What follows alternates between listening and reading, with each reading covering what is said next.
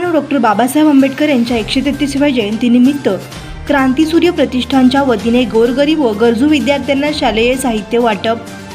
महामानव डॉक्टर बाबासाहेब आंबेडकर यांच्या 133व्या जयंतीनिमित्त क्रांतीसूर्य प्रतिष्ठानच्या वतीने महामानव डॉक्टर बाबासाहेब आंबेडकर यांच्या प्रतिमेस प्रमुख पाहुणे उद्योजक इस्माईल मुन्नाभाई शेख व धनराज नाना जानकर यांच्या हस्ते पुष्पहार अर्पण करून अभिवादन करण्यात आले व तसेच गोरगरीब गरजू विद्यार्थ्यांना शालेय साहित्य वाटप करण्यात आले।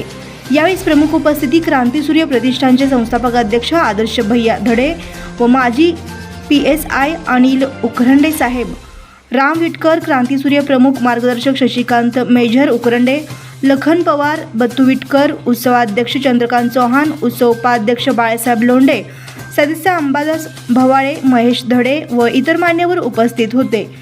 कार्यक्रम यशस्वी करण्यासाठी नंदकिशोर दिडवाणी व इतर परिश्रम घेतले तर आभार प्रदर्शन अजय धडे यांनी मानले।